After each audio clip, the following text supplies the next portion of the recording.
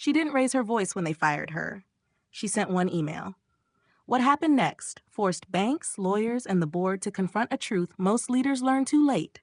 Real power doesn't shout, it executes. The firing didn't happen behind closed doors. It happened in the open, loud enough for everyone to hear, sharp enough to stop the room mid-breath. Lucas Reed stood at the center of the operations floor and said her name like it was already past tense. Evelyn Moore did not flinch, but the room did. Screens stayed lit. Fingers froze above keyboards. Conversations collapsed into silence as if someone had pulled the power cord from the building itself. Lucas had timed it well. Late morning, full staff, maximum visibility. This was not a decision, it was a performance. You're done here, he said, voice steady, rehearsed, confident in the way only new power ever is. This company is moving forward and you're slowing it down. Evelyn looked at him, not through him, at him. Calm, still measuring. Say that again, she replied evenly. Lucas smiled. The kind of smile that mistakes restraint for weakness. You resist change. You protect outdated systems. You don't align with our growth strategy. Around them, people pretended not to listen while listening to everything. Some felt relief. It wasn't them. Others felt dread. If it could happen to her, it could happen to anyone. Evelyn Moore had been the director of operations for 7 years. She built what Lucas now stood on. She negotiated the contracts that kept costs from bleeding out. She designed the redundancies that prevented quiet failures from becoming public disasters. When the company nearly collapsed years ago, it was her work that kept the lights on while executives debated vision slides. Lucas Reed had been here for 8 weeks. The board had hired him to modernize, to accelerate, to disrupt, words that sounded impressive until they were used to erase people. I was given full authority to restructure leadership, Lucas continued, projecting just enough to remind the room who held the title. That includes removing blockers. Blockers. The word hung there, heavy, deliberate. Evelyn felt it then, not anger, not humiliation, something colder. The moment when you realize a story is being rewritten without you in it. She asked one question. Who approved this? Lucas waved his hand, dismissive. This isn't a discussion. Operations always fights change, that's why it gets replaced. He nodded to the IT manager already standing nearby. Disable her access. Evelyn's badge stopped responding before she could hand it over. Her inbox refreshed once, then locked. Someone whispered that she would need to clear her desk. Lucas looked pleased. We're moving fast, he said. That's the future. Evelyn did not raise her voice. She did not defend herself. She did not explain. She packed slowly, her notebook, her charger, a framed photo from the year the company finally turned profitable. The room exhaled as she moved, motion returning cautiously, like an animal stepping back into daylight after danger passes. As she walked toward the exit, she felt the weight of 100 unspoken thoughts following her. Gratitude, fear, regret, curiosity. No one stopped her. At the door, she paused, not long enough to draw attention, just long enough to take out her phone. She sent one email. No explanation, no emotion, no defense, just a subject line. Notice of contractual adjustment, effective tomorrow. Lucas Reed believed he had just removed an obstacle. He did not yet understand what he had destabilized. By the time Evelyn reached her car, the shock had settled into something heavier, not explosive, not dramatic. A slow grinding pressure that comes when years of contribution are dismissed with a gesture. She sat there, hands on the steering wheel, staring straight ahead. She did not cry. She did not call anyone. She remembered. She remembered the early days when cash flow was fragile and mistakes were fatal, when vendors demanded payment upfront and landlords smelled blood. While leadership talked about brand identity, she renegotiated leases, restructured service agreements, extended payment terms. Survival disguised as routine. She remembered choosing the building they now called headquarters. Walking the site with engineers and inspectors, 6 months of negotiation, contingencies, escalation caps, governance language no one bothered to read past the summary pages. She remembered how confident men skim contracts when they believe authority replaces understanding. Lucas Reed came from consulting, a world of decks and urgency, where confidence mattered more than consequences. To him, operations were overhead, facilities were replaceable. Caution was cowardice dressed as prudence. He never asked how things held together, only why they cost so much. What hurt most wasn't the firing, it was the erasure. Competence reframed as resistance, responsibility rewritten as obstruction. Evelyn stared through the windshield and felt clarity arrive quietly, the way it always did after noise burned itself out. Anger gave way to arithmetic, memory sharpened into structure. There was a clause, buried deep, tied to governance change. The kind consultants skipped and executives forgot. A guardrail designed for moments exactly like this. Lucas had moved fast. He had wanted momentum, he had wanted control. And in doing so, he had just touched something that did not belong to him. Evelyn started the car. The future Lucas promised was about to get very expensive. The company nearly died once. Most people inside those walls had forgotten that she never did. The memory returned without warning, sharp and unwelcome, as she drove away from the building. The glass tower faded in her rearview mirror, but the past moved closer, pressing forward with weight and detail. Years ago, that same company had been bleeding quietly, the kind of slow collapse that never makes headlines until it is too late. Back then, panic wore expensive suits and spoke in optimistic forecasts. Cash flow leaked through bad leases and careless vendor contracts. Every shortcut taken in the name of speed became a future failure waiting patiently.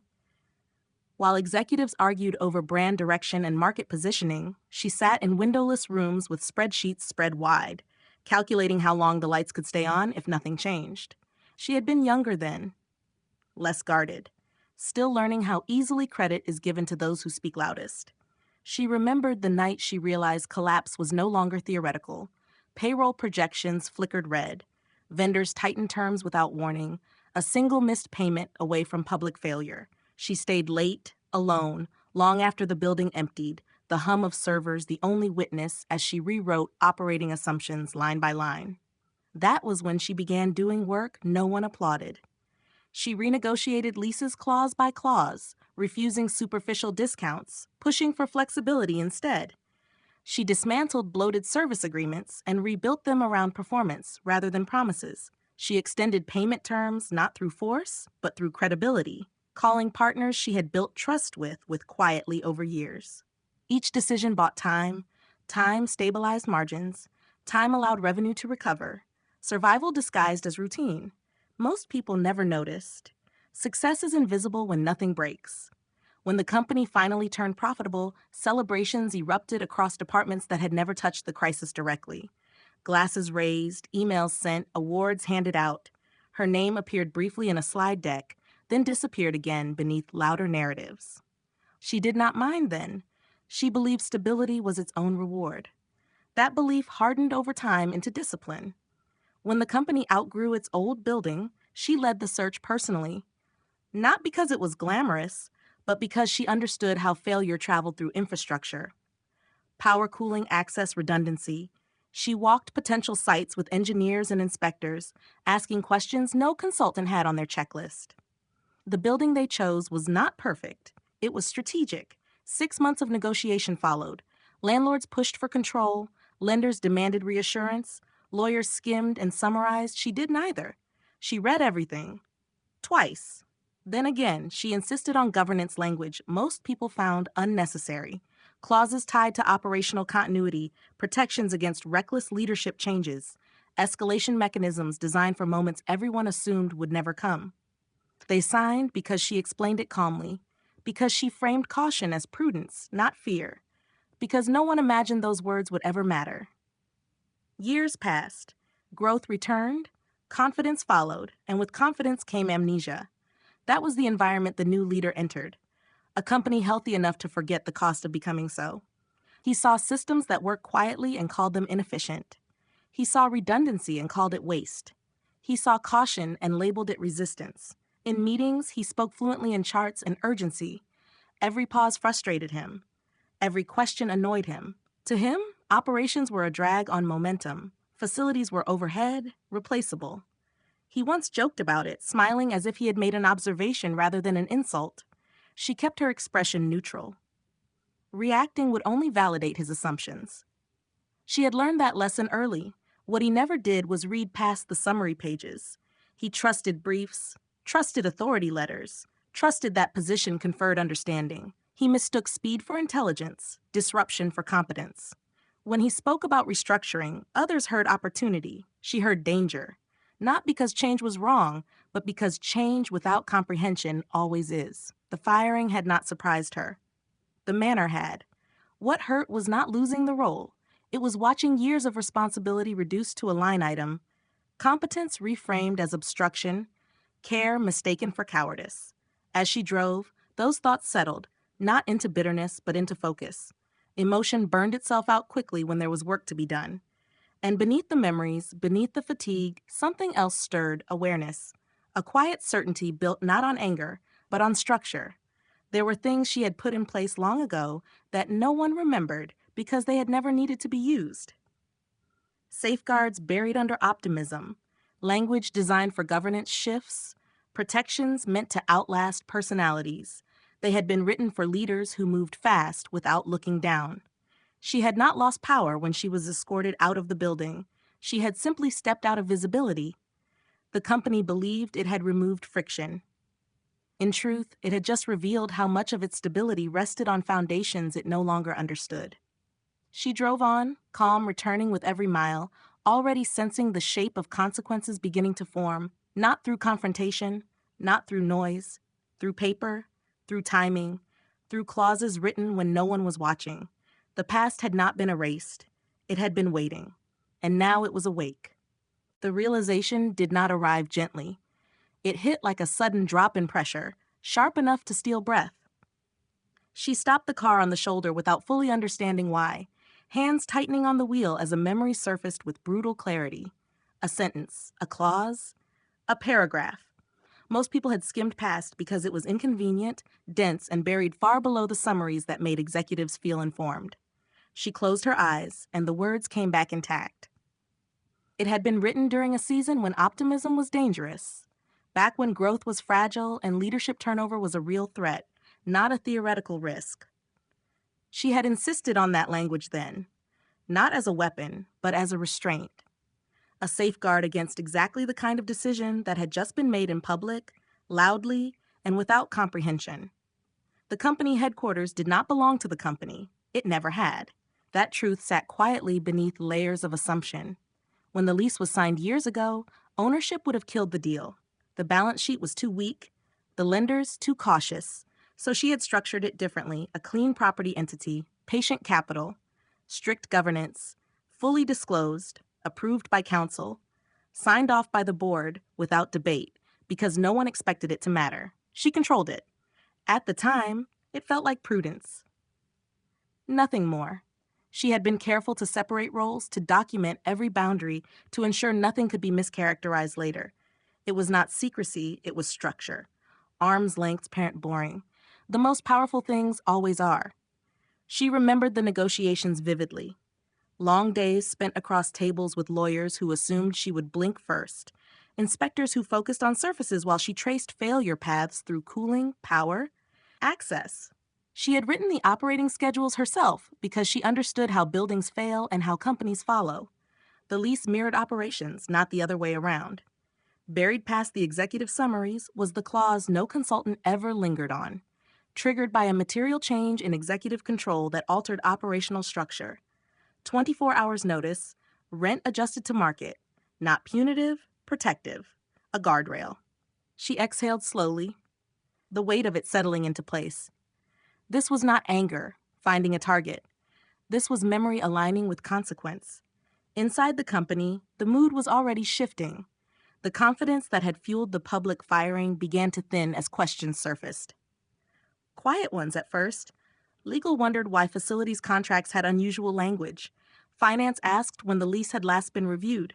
No one liked the answers. The man who had fired her assumed contracts were inert. He believed ownership equaled leverage.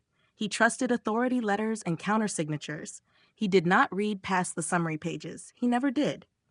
Earlier that morning, before the firing, he had circulated a memo announcing a restructuring of leadership authority. It looked procedural, empowering, efficient. The board chair had countersigned without concern. He had wanted speed. He had wanted decisiveness. He had wanted to look in control. With that signature, he had altered governance in a way that directly affected operations. The clause did not care about intent, only trigger. She knew the timing mattered. Market benchmarks were current, the notice window was clean, the authority had been formally changed. She did not need permission. She felt precision. She pulled back onto the road, mind already moving faster than emotion. This was the part people never see. Not the confrontation, not the explosion, the quiet preparation that happens when someone realizes they are no longer reacting. They are executing. At the office, whispers spread. Some employees replayed the firing in their heads, unsure why it felt unfinished. Others felt a strange unease, as if something important had been knocked loose. A few remembered her calm, the absence of protest, and wondered what they had missed. The man who replaced her believed he had removed friction. He did not understand that friction had been holding weight in place. She did not rush. Rushing introduces errors. She opened the files she knew by muscle memory. The joint venture documents, the lease, the amendments. Each page exactly where she remembered it. Each signature intact. Reading it again was not about reassurance, it was about alignment. When language and memory match, confidence sharpens. She drafted the notice once, then again, cut adjectives, removed anything that could be mistaken for commentary, left only facts. Clause section page. Effective tomorrow. Control is not loud. It is quiet, documented, and timed. By the time she closed the folder, the outcome was no longer theoretical. It was already moving. Paper has momentum when activated correctly. She did not feel victorious. She felt steady. Inside the building, the man who had dismissed her paced his office, fielding congratulations and moving on to his next target. He believed the day had gone exactly as planned. He believed momentum was his. He did not yet realize that he had stepped into a structure he did not understand, one designed by someone he had underestimated because she never needed to announce what she held.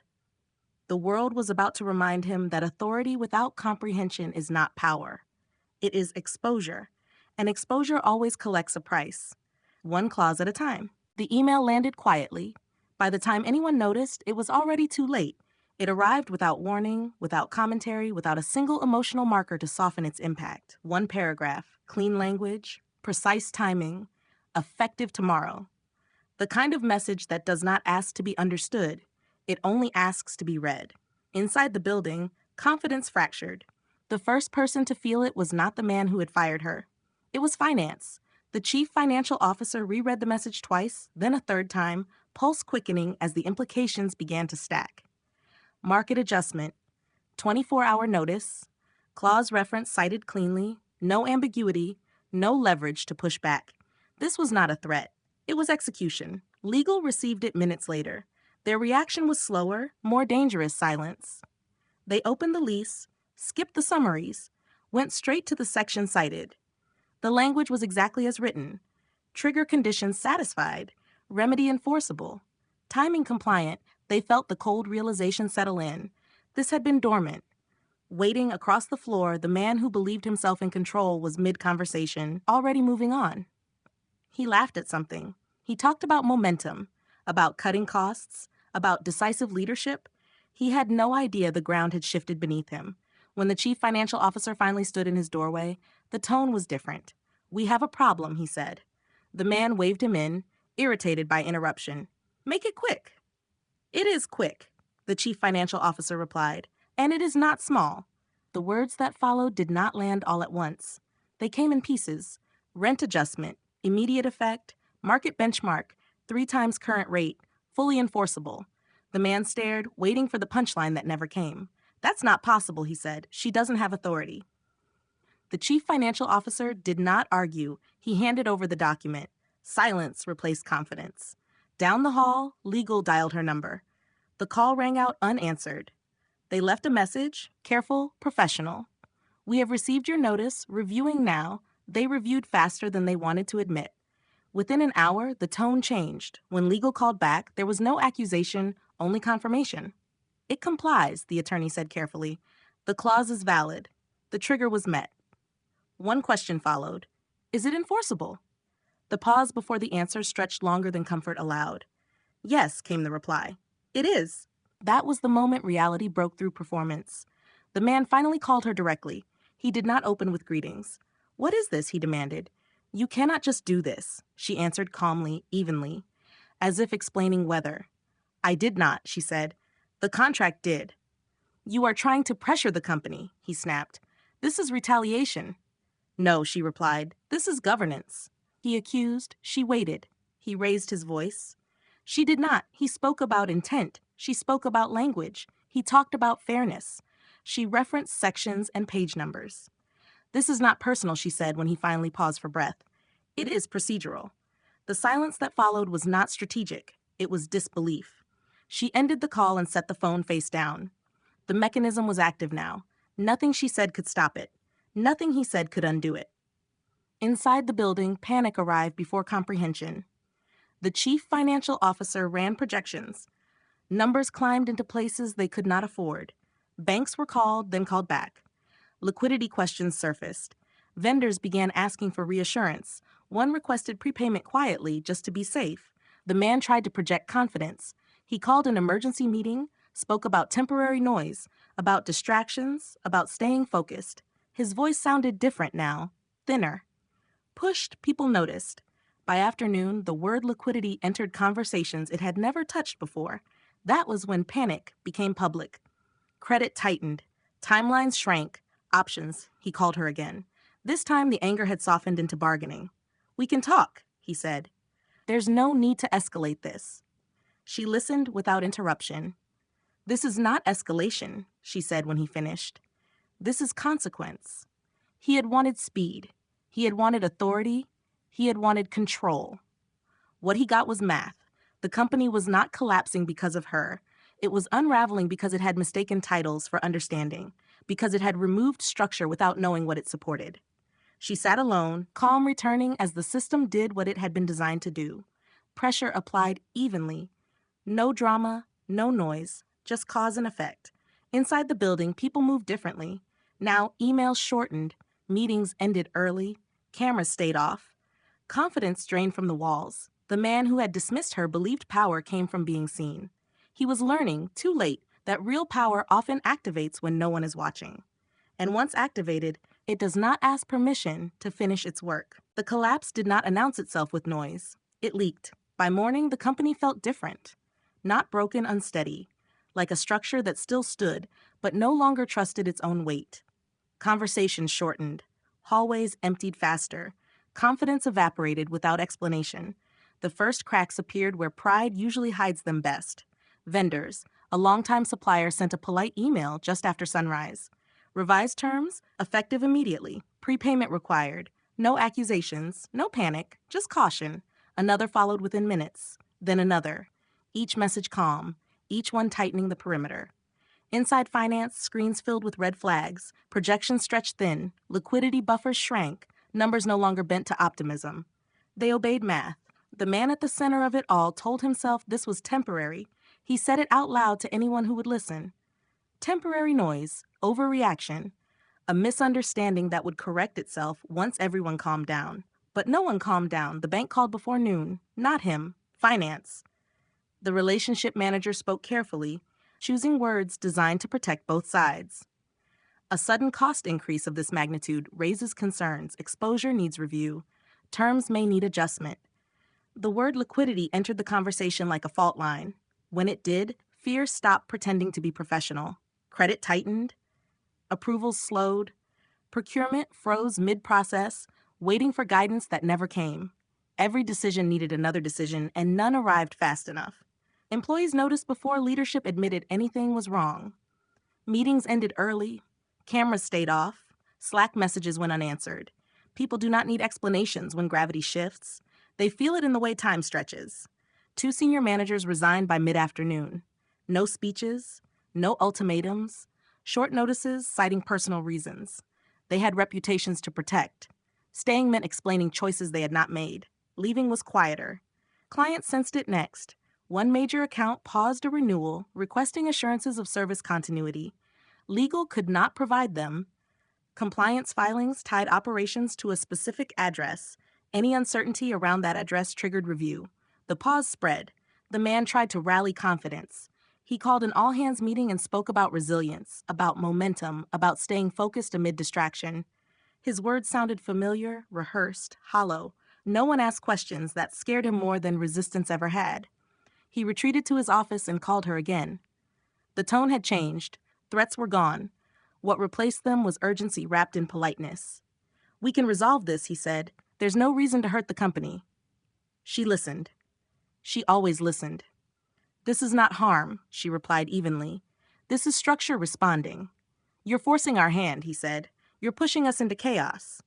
"No," she said. "You removed stability, chaos followed." He accused her of sabotage, of ego, of playing games. She let him finish, then she spoke once.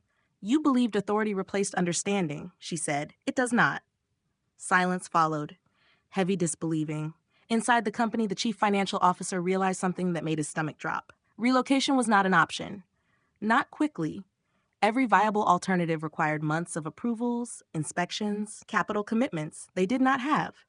Worse, client contracts tied service delivery to the registered operating address. Move the building, breach the deals. He said it out loud on a call. "We cannot just move." That sentence changed the temperature of every room it entered. The man paced. He snapped at assistants. He pushed legal for answers they could not give him. He demanded fixes that did not exist. He wanted speed. He wanted leverage. He wanted control. What he had was exposure. She watched it unfold without comment, not out of cruelty, out of patience. Systems do not respond to pleading. They respond to inputs. She had activated one long ago. Now it was doing exactly what it was designed to do. Pressure did not explode. It accumulated. By evening, the company posture shifted from aggressive to defensive. Finance delayed approvals. Procurement stalled. Everyone waited for clarity that no longer lived where they expected. He called one last time that day, his voice cracked between frustration and panic. "You think this is clever," he said. "You're trying to break us." She closed her eyes briefly, not in fatigue, but in recognition. "This is not clever," she said. "It is consequence." He hung up without goodbye. As night settled, the building stayed lit longer than usual. Offices glowed with anxious movement. People worked not to build, but to brace. Silence replaced momentum. Emails stacked unanswered. She sat alone, calm and still, feeling none of the triumph he imagined she sought. This was never about winning. It was about correction. About letting a structure speak after being ignored for too long. The company was not collapsing because she had power. It was unraveling because it had mistaken speed for strength and titles for foundation. What came next would force decisions, and decisions would reveal competence or its absence. She knew that pressure makes people reckless. She also knew she would not intervene, not yet. The system was doing its work, quietly, relentlessly, exactly as designed. The mistake happened in a hurry. That was the cruelest part. It was not made in anger or arrogance, but in fear disguised as efficiency. A signature applied too quickly, a document skimmed instead of read, a decision pushed through because delay felt more dangerous than ignorance. Inside the executive office, time collapsed. Phones rang without pause, calendars filled with emergency blocks. Every conversation ended with the same sentence: "We need relief." Now, human resources called first. The director spoke carefully, voice measured, as if each word might be replayed later. "He wants a clarification issued," she said. "He wants it stated that you no longer hold any operational authority connected to the company." She did not raise her voice. "I do not," she replied. "I am not an employee." Silence followed. Papers shuffled. "He is insisting your actions constitute abuse of control." The director continued, "that you are leveraging insider influence. Ask him to define insider," she said calmly. "Then call me back." 10 minutes later, he called himself. "You are overstepping," he snapped. "You do not get to weaponize assets against the company." "I am enforcing a contract," she replied. "One you are bound by. You are acting like you still run operations." "I do not," she said, "which is why conflict does not apply." He laughed, sharp and humorless. "My lawyers are drafting papers as we speak. You will be sued for interference." "Good," she said. "Make sure they read the separation timestamp." That stopped him for half a breath. Legal confirmed it later that afternoon. Her attorney spoke with the quiet confidence reserved for clean cases. "You are no longer an employee," he said. "You have no fiduciary duty. Exercising rights as a controlling party in a property entity does not constitute interference. No conflict, no leverage, no case." That answer did not calm him. It accelerated him. In his panic to regain control, he approved a supplemental agreement tied to short-term liquidity relief, a bridge meant to buy time, a document designed to reassure lenders and vendors. He delegated review to a junior associate and signed electronically to keep things moving. He did not read it closely. He did not notice the reference. The document acknowledged the adjusted rent as uncontested. It folded the new cost into forward projections and compliance filings. It treated the increase not as a dispute, but as an accepted condition of operation. With that signature, he did what no argument ever could. He validated it. When she saw the document, there was no rush of satisfaction, no surge of victory, only confirmation, the kind that settles in the chest quietly when preparation meets inevitability. He had given her proof, not accusation, not implication, proof. He had affirmed the mechanism he was trying to escape. The call came that evening. His voice was different now, tight, controlled, afraid. "We can still fix this," he said.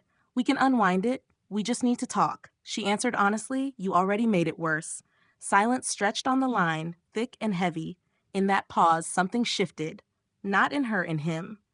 He finally understood that this was never a fight he could win with force. That speed had betrayed him. That authority had not protected him. The collapse was no longer theoretical. It was documented. Inside the company, legal teams froze. The supplemental agreement locked the adjustment into official records. Forecasts updated automatically. Banks saw it. Auditors noted it. Any attempt to reverse now would raise more questions than it answered. He had chased relief and found exposure. He tried one last tactic. He pushed human resources to circulate a memo questioning her authority retroactively. Something vague, something intimidating. It backfired within minutes. Legal flagged it immediately, do not distribute. Unsupported and inaccurate. That was when the illusion finally cracked. He sat alone in his office long after everyone else had left, staring at the city below as if it might offer an answer. It did not. Buildings do not care who signs what inside them. She sat elsewhere, equally quiet, not watching him, not waiting for updates. The work was already done. Systems do not require supervision once activated correctly. This had never been about revenge. Revenge is loud and sloppy. This was alignment, structure, asserting itself after being ignored. He had believed momentum meant control. He had believed decisiveness meant power. He had believed that removing her would remove resistance. Instead, he had removed the last person who understood what held the company together. The realization arrived too late to change anything. The fatal mistake was not the firing. It was the signature that followed. The one applied in haste, the one meant to save him. It did the opposite. Because the most dangerous errors are not made by enemies, friend. They are made by leaders who believe urgency excuses ignorance. And ignorance, once written into record, does not fade. It compounds. The invitation went out without ceremony. He was not on it. That omission landed harder than any accusation. By the time he realized his name was missing from the emergency board meeting agenda, the decision had already been made. Control does not vanish loudly. It is removed quietly, line by line, recipient by recipient. Inside the boardroom, the atmosphere was different from the chaos outside. No raised voices, no theatrics, just wait. The kind that settles when consequences finally arrive. She entered last, not escorted, not announced. She took a seat without greeting anyone because greetings imply negotiation, and this meeting was past that phase. Around the table sat people who had approved growth strategies, signed authority letters, and trusted confidence over comprehension. Now they looked tired, focused, ready to listen. He spoke first. He always did. This situation, he said, eyes fixed on the polished table, was created by a former employee acting in bad faith. She is exploiting legacy access to damage the company. No one interrupted him. A few board members exchanged glances, not agreement, assessment. When he finished, silence followed. Not awkward, intentional. She stood then, slowly, and slid 3 folders across the table. Her movements were unhurried, precise. "I will not editorialize," she said. "These speak for themselves." The first document was the lease. Tabs marked sections, signatures intact, dates clear. She explained ownership structure, how it had been disclosed, how the board itself had approved it years earlier. No emotion, no defensiveness, just facts delivered in sequence. The second folder contained correspondence, timestamp notices, confirmations of receipt, legal acknowledgments, a clean timeline, linear, boring, unassailable. The third was the clause. Short, Precise, triggered by governance change. Remedy defined, timing explicit. He shifted in his chair. She is twisting intent, he snapped. That clause was never meant to be used like this. She looked up then, meeting his eyes for the first time. Intent does not override language, she said. You did not just fire me. You destabilized the ground your strategy stands on. That landed. One board member stopped taking notes entirely. Another leaned back, exhaling slowly. The room recalibrated. He tried again. We needed speed, he said. She resisted change. She protected continuity, she replied. You removed it. The chair cleared her throat. We have reviewed these documents independently, she said. Legal has confirmed their validity. He leaned forward, frustration breaking through composure. So you are siding with her? This is not about sides, the chair replied. It is about governance. She paused, then added, Please step outside for a moment. He froze. Excuse me? Now, she said calmly. He stood, anger flashing across his face, but said nothing. The door closed behind him with a soft click.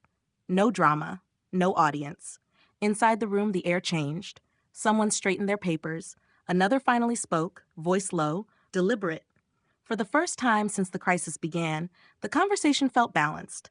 Questions became operational instead of defensive. Solutions replaced slogans. She remained seated, hands folded, watching the system correct itself. No speeches followed. No apologies were offered. None were required. The vote did not take long. When the chair spoke again, her tone was clinical. Effective immediately, he is removed for governance failure and material risk exposure. No applause followed. Just a brief pause. Then movement? Legal outlined next steps? Finance discussed? Vendor communication? These were real questions, the kind that signal recovery instead of panic. He returned briefly to collect his things. No one looked at him. The building had already adjusted. The chair turned to her. We would like to discuss the lease, she said carefully. The adjustment is valid, but we hope to renegotiate terms. She nodded once. I am open to a conversation, not a rollback. There were no threats in the room, no bargaining, just recognition. Leverage acknowledged as preparation meeting consequence. They talked structure, safeguards, oversight, language that replaced unchecked authority with accountability. The numbers softened. Stability returned clause by clause. Someone finally asked the question they had been circling. Would you consider returning, they said, in an operational capacity? She shook her head. No, that surprised them more than the rent increase ever had. I have already served, she said. I have already built, Tom. What I want now is distance. Control did not require a title anymore. As the meeting adjourned, there was no celebration. Justice had arrived without spectacle, exactly as it always does when systems are allowed to function. She left the room quietly. Outside, the noise of crisis continued, but it no longer mattered. Inside those walls, authority had been replaced by understanding, structure restored, balance returned. He had believed leadership meant momentum without friction. The board had remembered that governance exists to protect when momentum turns reckless. And she had proven, without raising her voice, that power grounded in preparation outlasts any mandate built on speed. Order returned faster than anyone expected. That was the shock, not with applause, not with speeches, but with silence settling back into places where panic had lived only hours before. The morning after the board meeting, the building felt different, not relieved, recalibrated, like a system that had finally found its balance point after weeks of violent oscillation. Lights turned on at the usual hour. Coffee brewed. Calendars repopulated with meetings that had purpose again. Inside finance, the numbers stopped screaming. They still demanded attention, but no longer threatened collapse. Banks called back. Their tone had shifted from concern to caution, from caution to conditional confidence. Credit terms loosened one careful notch at a time. Vendors followed suit. Prepayment requests softened into monitoring language. Trust did not return instantly. It returned methodically. This was how recovery actually looked. Quiet. Administrative. Unremarkable to anyone searching for drama. The man who had once filled every room with momentum was gone. Not escorted, not announced. His absence registered more clearly than his presence ever had. People did not whisper his name. Systems do not mourn removed components, they rebalance. Human resources moved quickly, rewriting authority frameworks that had been stretched too far. Language granting unchecked restructuring power was removed entirely. Oversight replaced urgency, escalation replaced improvisation. Governance stopped being a theoretical concept and became operational again. The board worked late into the evening, not in crisis mode, but in correction. They did not look for saviors. They looked for safeguards. Reporting requirements tightened, audit access expanded, decision thresholds clarified, each change small on its own. Together, they formed a spine. The company had been missing. She was not asked to intervene, not because she lacked influence, but because intervention was no longer required. The mechanism had run its course. Once activated, it had forced the decisions that needed to be made. Nothing she could say now would improve that outcome. When she joined the follow-up call, the tone was measured, professional, clear. The board chair spoke first. "The lease adjustment stands," she said. "It was valid when triggered and remains valid now." There was no argument. "We would like to discuss revised terms," she continued, "not as pressure as alignment." She listened, then nodded. "I am open to renegotiation," she said, not reversal. They understood the difference. The conversation that followed was not adversarial. It was structural.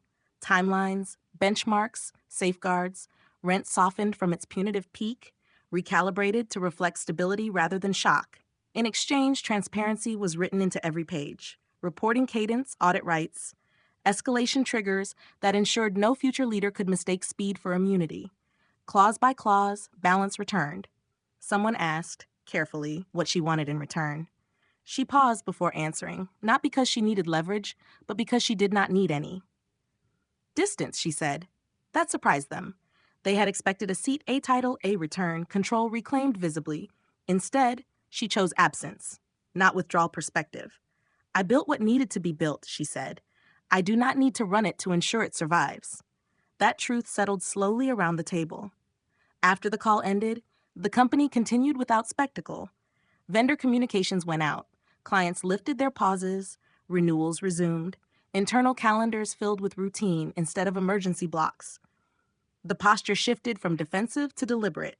Stability returned the way it always does when structure is respected. Boring, predictable, functional. She walked through the building one last time after the paperwork cleared.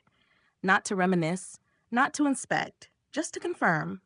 The floors hummed softly. Systems ran without complaint. People worked without watching the door. The place felt right again. She left without looking back. There was no victory lap. No final conversation. Justice had not required her presence once it was set in motion. That was the point. Power grounded in preparation does not linger to be acknowledged. It moves on. The company would survive, stronger for having learned the cost of arrogance. The board would remember what governance was designed to prevent, and the next leader would inherit boundaries they could not ignore. As she stepped into the quiet of the evening, there was no triumph in her chest, only calm. The steady satisfaction of knowing that what she had built when no one was watching had outlasted the loudest voice in the room. Preparation had done what force never could. It had held. And in that holding, everything else had found its place again. The ending did not arrive with celebration. It arrived with a door closing softly behind her. That was the shock. After everything that had unfolded, after power had shifted and systems had corrected themselves, there was no final confrontation. No victory speech. No acknowledgement waiting at the curb. Just quiet. She walked away without looking back. In the days that followed, the company continued to recalibrate. New leadership moved cautiously, aware now of the cost of speed without understanding. Decisions slowed just enough to become deliberate. Contracts were read. Assumptions questioned. Authority measured against structure instead of ego. Inside the organization, people spoke differently. Not louder. More carefully. They had watched momentum turn reckless. They had seen how quickly confidence collapses when it is not supported by comprehension. The lesson did not need to be repeated aloud. She was not mentioned in meetings. She was not credited publicly. That was fine. Systems remember what people forget. The board understood now that governance is not about control. It is about protection. They had removed the language that allowed unchecked power. They had replaced vision without limits, with accountability without noise. The company would not be immune to future mistakes, but it would no longer be fragile in the same way. As for the man who had once filled every room, his name faded quickly. Not out of malice, out of relevance. When systems correct, personalities recede. That is how stability asserts itself. She felt no satisfaction in his removal. Satisfaction implies competition. This had never been about winning. It had been about alignment, about restoring balance where it had been disrupted by urgency, masquerading as intelligence. She returned to her own life with distance intact. Mornings were quieter, evenings longer. The tension that had lived under her skin for years released slowly, replaced by something steadier. Breathing felt easier, thoughts clearer. She reflected often not on the outcome, but on the moment everything shifted. Not the firing, not the board meeting, the realization in the car when memory aligned with structure, when preparation surfaced at the exact moment it was needed. That was the truth she carried forward. Power is not loud. It does not announce itself or demand recognition. It is built patiently, often invisibly, by those willing to do unglamorous work while others chase applause. It lives in clauses people skip, in systems that function quietly, in boundaries that hold when pressure rises. She had been underestimated because she did not perform authority. She practiced it. The plot twist no one saw was simple. She had never needed the title they took from her. The title had needed her understanding to mean anything at all. That realization stayed with her long after the crisis faded. It shaped how she chose her next steps. She declined roles that offered visibility without substance. She gravitated toward work that valued structure over spectacle. Control, she learned, does not require proximity. Influence does not require permission. And justice, when it arrives through systems instead of force, does not need witnesses. The company moved on. So did she. What remained was proof that preparation outlasts impulse, that speed without structure collapses under its own weight, that quiet competence, when paired with patience, eventually governs reality. If you have ever been dismissed for being careful, underestimated for being calm, or sidelined because you refused to perform power instead of building it, this story was never just about her. It was about what happens when structure speaks. And before you scroll away, pause for a moment. Which part of this story hit closest to home for you? Was it the firing, the silence, the clause everyone skipped, or the moment you realized that real power does not need to raise its voice? Leave a comment with the detail that stayed with you. If this story gave you clarity, share it with someone who might need it. And if you want to hear the next story, the next quiet correction, the next moment where preparation outlasts impulse, stay with us. Some lessons only reveal themselves when you are willing to listen past the noise.